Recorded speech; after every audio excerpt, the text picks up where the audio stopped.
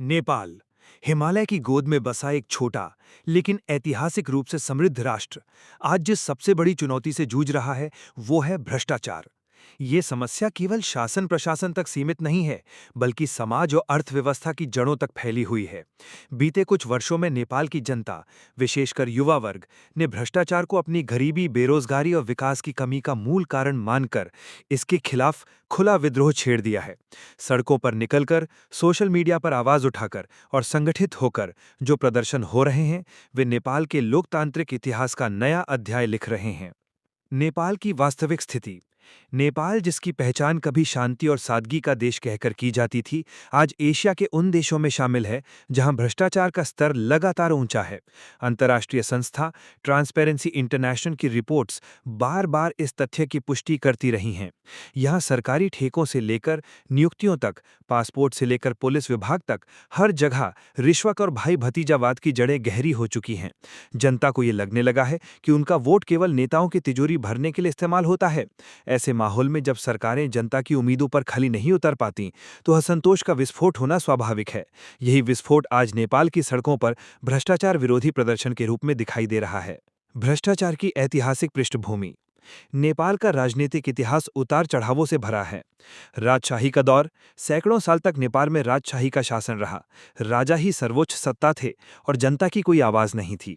उस समय भी सत्ता के आसपास रहने वाले दरबारी भ्रष्टाचार में लिप्त रहते थे। लोकतांत्रिक आंदोलन 1990। जब जनता ने लोकतंत्र की मांग की और पंचायती शासन का अंत हुआ, तो उम्मीद जगी कि अब पारदर्शिता आएगी।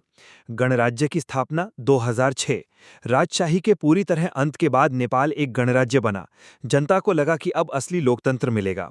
लेकिन राजशाही हटने के बाद सत्ता राजनीतिक दलों और नेताओं के हाथ में आ गई। सत्ता बदलती रही, लेकिन भ्रष्टाचार की जड़ें और गहरी होती गईं। भ्रष्टाचार के प्रमुख कारण। नेपाल में भ्रष्टाचार केवल प्रशासनिक समस्या नहीं है, बल्कि इसके कई सामाजिक, राजनीतिक और आर्थिक कारण हैं। राजनैतिक अस्थिरता। नेपाल में लगातार सरकारें बदलती रही हैं। स्थिर सरकार न होने से भ्रष्टाचार पर काबू नहीं पाया गया। कमजोर न्याय व्यवस्था। अदालतों और जांच एजेंसियों पर राजनीतिक दबाव रहता है। विदेशी सहायता का दुरुपयोग। नेपाल को अंतर्राष्ट्रीय संस्थाओं और देशों से बड़ी आर्थिक मदद मिलती है, लेकिन ये मदद जनता तक नहीं पहुंच पाती। गरीबी और बेरोजगारी। जब लोगों के पास आय का स्थायी स्रोत नहीं होता, तो रिश्वत देना लेना आम बात बन जाती है। नेताओं की जीवन शैली। आम जनता गरीबी में जी रही है, लेकिन नेता आलीशान घर, महंगी गाड़ियां और विदेश यात्राएं कर रहे हैं। प्रदर्शनों की शुरुआत और स्वरूप। भ्रष्टाचार विरोधी प्रदर्शन कोई अचानक घटने वाली घटना नहीं है।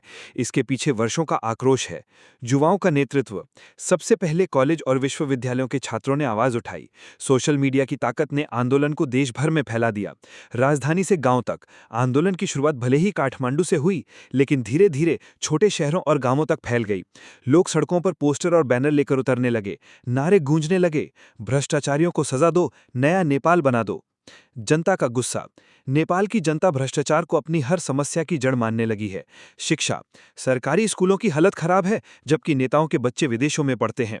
स्वास्थ्य। अस्पतालों में दवाइयां नहीं हैं, लेकिन बजट का पैसा अफसरों की जेब में चला जाता है। बेरोजगारी। लाखों युवा काम की तलाश में भारत, खाड़ी देशों और मलेशिया जाते हैं। बुनियादी सुविधाएं, सड़क, बिजली, पानी जैसी सुविधाएं अब भी अधूरी हैं। जब आम आदमी देखता है कि उसका टैक्स नेताओं और अफसरों की विलासिता पर खर्च हो रहा है, तो उसका गुस्सा फूटना तय है। सरकार और नेताओं की प्रतिक्रिया। शुरुआत में सरकार ने प्रदर्शनों को नजरअंदाज किया। नेताओं ने इसे विपक्ष की साजिश बताया। लेकिन जब आंदोलन बड़ा होने लगा, तो सरकार ने कुछ कदम उठाने का नाटक किया। भ्रष्टाचार की जांच के लिए कमेटी बनाने का ऐलान। बड़े बड़े भाषण देना कि भ्रष्टाचार सहन नहीं किया जाएगा। प्रदर्शनकारियों पर पुलिस बल का इस्तेमाल।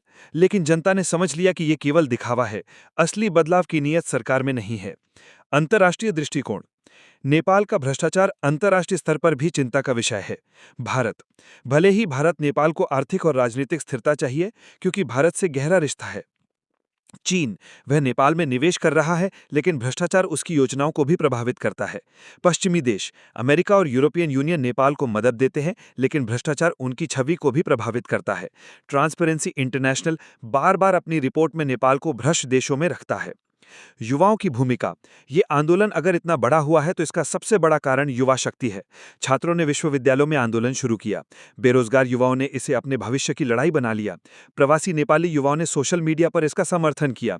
युवाओं का कहना है कि अगर अब भी भ्रष्टाचार नहीं रुका तो आने वाली पीढ़ियां और बर्बाद होंगे। चुनौतियां और संभावनाएं।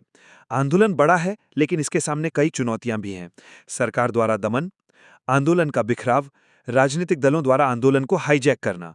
फिर भी अगर ये आंदोलन संगठित रहा और जनता का साथ बना रहा तो नेपाल में एक नया राजनीतिक और सामाजिक बदलाव संभव है। निष्कर्ष। नेपाल में भ्रष्टाचार विरोधी प्रदर्शन केवल गुस्से की लहर नहीं है, बल्कि ये जनता का एक स्पष्ट संदेश है, अब और नहीं।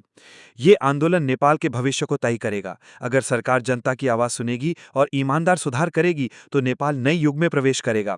लेकिन अगर नेताओं ने इसे दबाने की कोशिश की तो जनता और उग्र हो सकती है। नेपाल की जनता का यह संघर्ष आने वाली पीढ़ियों के लिए प्रेरणा बनेगा और शायद ये वो चिंगारी है जो पूरे देश को भ्रष्टाचार की अंधेरी सुरंग से बाहर निकाल सकती है।